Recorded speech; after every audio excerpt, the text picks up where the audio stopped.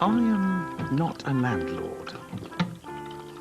It suits my purpose better and is, in every way, more convenient to rent a small house on a yearly agreement. But if I were a landlord, I'd not allow a tenant of mine to do anything that undermined the gentility of this suburb. I'd take a very short shrift with such a tenant. I'd say to him or her, "Now then, either this stops or you go out this instant." Well, that would settle it. However, I am not a landlord. Even as a tenant, I take a very natural interest in the district in which I live.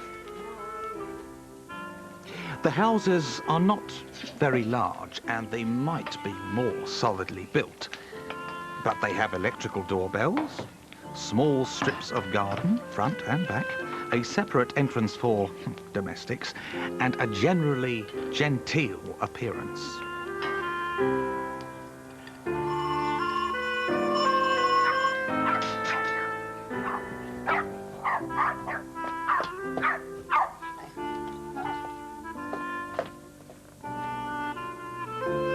The general tone of this whole area is good, and I do most strongly object to anything that tends to lower it.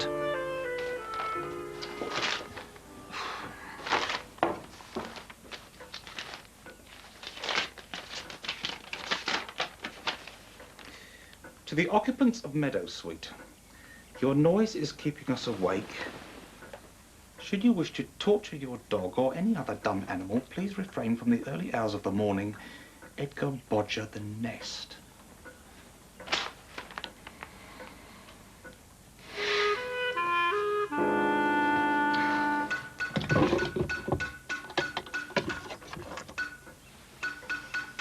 Ernest?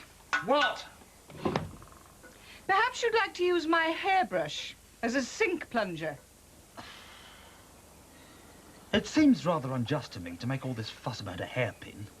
They're not for my own use.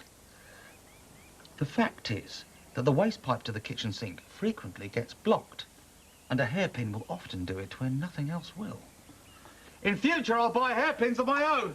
What nonsense. I think to people who know me, I am a man of my word. So, I'm going down to the high street to buy a pennyworth of hairpins.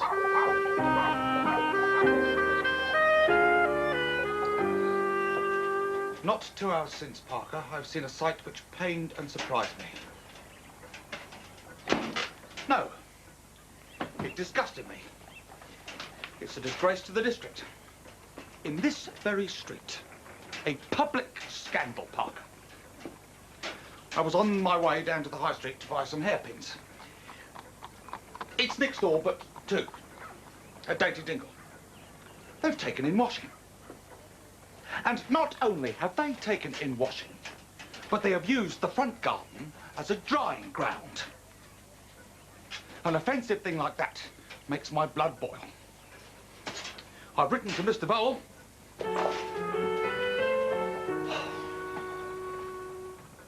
I told Eliza that I'd written to Mr. Vole. She asked if it was about the money. I assume she meant the last quarter's rent. I explained to her that a certain amount of credit is usual between landlord and tenant, a fact which an established firm like Vole and Hill would be aware of. She reminded me that they had written 3 times for the rent and had advised me not to complain again until the rent was paid. Then she seemed to have no time to hear any more about it. Of course, my letter is in their interest. A tenant of Bloodstone Terrace is acting in a way calculated to bring the whole neighbourhood into disrepute and depreciate the value of the property. The agents will be glad to hear of that. So I've already posted my letter of protest. Eliza asked me not to do anything until we'd spoken further, but the matter needed to be put in hand at once before the situation got any worse. Of course, Eliza went and had a look herself, and she said she didn't know what I was making a fuss about. She feels sorry for the woman, Mrs. Pedder, feeling it would be cruel to do her out of an income. But dainty dingle has been converted into a laundry. To my mind, to use a front garden in that way is simply not decent. I mean, if she must wash, let her wash somewhere else. I can't have those offensive rags flapping in my face when I walk down my street. They're not offensive rags, Ernest. I'm most particular about your things. I know you... What do you mean? Well, I thought I'd give her a start. It's your undergarments that she washes.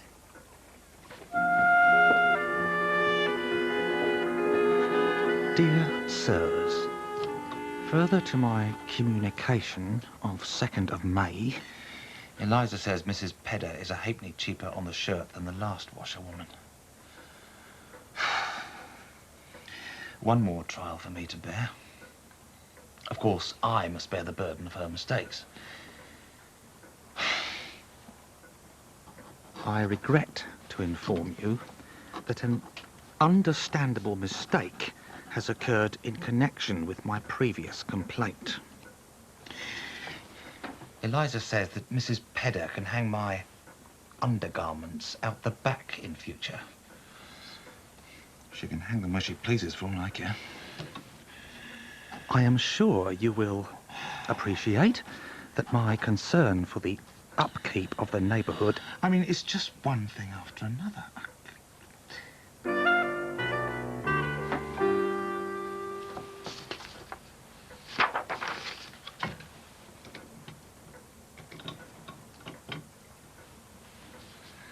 Dear Mr. Bodger, I refer to your letter questioning the model behaviour of our family dog, Herbert. I'm afraid you are mistaken in your assumption that Herbert is the source of the disturbance that you describe. In fact, this emanates from a Mrs. Pedder, resident of Dainty Dingles, 3 doors down from here.